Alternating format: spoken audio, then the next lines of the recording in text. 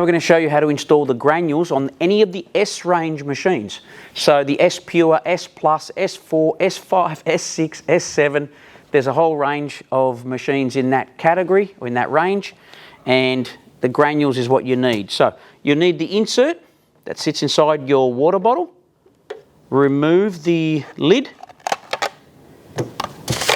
the bag that it comes with, cut that off and put that inside the compartment there. I'll slide that in there. So when they're brand new, they're nice, they're blue and black, and when they wear out, they'll go completely golden brown. So once you've done that, flatten it, install the lid so that the granules don't escape. Okay, you hear that clicking in? So put that in there. There you go, that's better. So the granules are now contained in that compartment. Okay, make sure you don't get any granules in the water bottle. All right, so that just clicks in. I just want to make sure I've got that completely flush and in.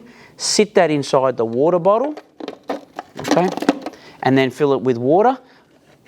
Now when you fill it with water, just sit it on a flat surface so you don't overfill it. See the little line there? Okay, just fill it up to the top, and it will take a little bit of time for the water to filter through. As it filters through, you'll see where it settles, at what level. Okay, so don't go over that line. So sit it on a flat surface before you put it on the machine, put the lid on and you're ready to go. So it's quite easy to do. When they have all changed to goldy brown, it's time to change them.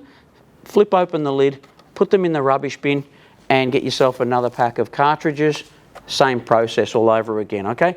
It's best to use the filters to keep your iron in good condition.